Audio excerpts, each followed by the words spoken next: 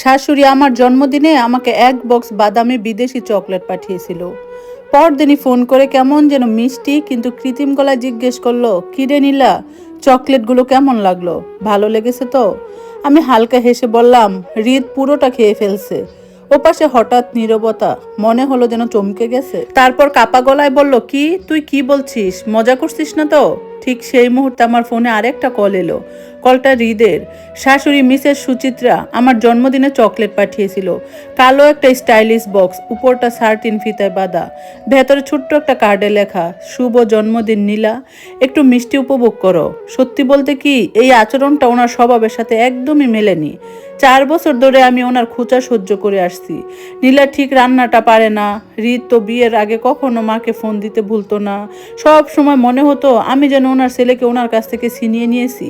তাই চকলেটগুলো ফ্রিজে রাখার সময় মনে হচ্ছিল হয়তো সব ঠিক হতে চলছে। রাতে আমি রান্না করছিলাম। হৃদ এসে ফ্রিজ খুলে হালকা শীষ দিয়ে বলল, ওয়াও, দারুণ তো দেখাচ্ছে, মা দিয়েছে? আমি বললাম, হ্যাঁ, জন্মদিনের গিফট। সে আমার গালে একটা চুমু দিয়ে বলল, নাইস। রাতের দিকে শাওয়ার নিয়ে আরাম করে বসে চকলেট খেতে গেলাম। কিন্তু বক্স খুলে দেখি একেবারে ফাঁকা। ছোট ছোট কাপগুলো ঠিকই আছে, কিন্তু একটাও চকলেট নেই, এক কোনাও না। আমি ডেকে উঠলাম, হৃদ। সে সোফায় শুয়ে ফোন দেখছিল। চোখ না তুলে বলল, আমি জিজ্ঞেস করলাম, তুমি কি চকলেটগুলো খেয়ে ফেলছো? সে কাজ ঝাঁকিয়ে বলল, হ্যাঁ। ভাবলাম তুমি খেয়ে নিয়েছো। আমি হতবম্ব, সবগুলো? সে বিরক্ত হয়ে বলল, আরে এটা তো চকলেট, আবার এনে দিব? সেই মুহূর্তে বুঝলাম বিষয়টা চকলেটের না, বিষয়টা এই, আমার জন্য আসা জিনিসও তার কাছে নিজের অধিকার মনে হয়। পরদিন সকালে ফোন এলো। সুচিত্রা মিষ্টি গলায় বলল, আবারও শুভ জন্মদিন নীলা, চকলেটগুলো ঠিক মতো পেয়েছো তো? আমি বললাম, হ্যাঁ, ধন্যবাদ। সে তাড়াতাড়ি জিজ্ঞেস করলো, কেমন লাগলো?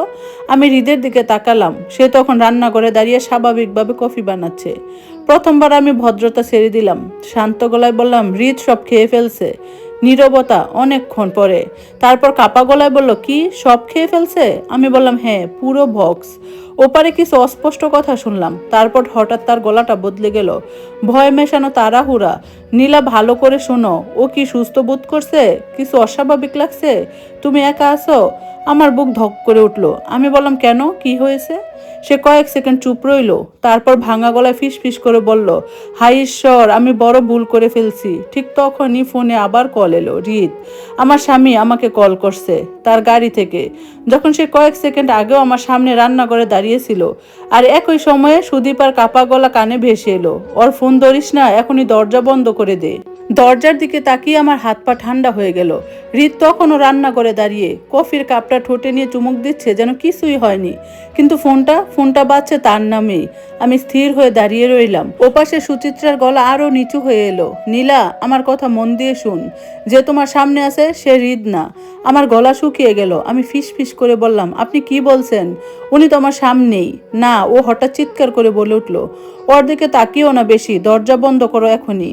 আমার বুকের ভেতর দগদগ শব্দ বাড়তে লাগলো। আমি ধীরে ধীরে এক পা পিছিয়ে এলাম। হৃদ অথবা যেই হোক, সে হঠাৎ আমার দিকে তাকালো। তার চোখে অদ্ভুত এক ফাঁকা দৃষ্টি, যেন আমাকে দেখছে আবার দেখছেও না।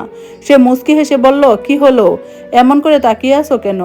তার গালটা ঠিক হৃদের মতো, তবুও কোথাও যেন ঠান্ডা ফাঁকা। আমার ফোন আবার কাঁপলো। কলটা এখনো কেটে যায়নি। আমি হাত কাঁপতে কাঁপতে ফোনটা কানে ধরলাম। আপনি বলুন, কি হয়েছে? সুচিত্রা যেন শ্বাস নিতে কষ্ট পাচ্ছে। চকলেটগুলো আমি ওগুলো তোমার জন্যই পাঠাই নীলা। আমার মাথা জিমজিম করতে লাগলো। মানে? সে থেমে থেমে বলল, ওগুলো ছিল একটা ওষুধ মেশানো, খুব শক্তিশালী, সে ডেটিভ। আমি ভেবেছিলাম তুমি খাবে। আমার বুকের ভেতরটা হিম হয়ে গেল। আপনি আমাকে অজ্ঞান করার জন্য পাঠিয়েছিলেন?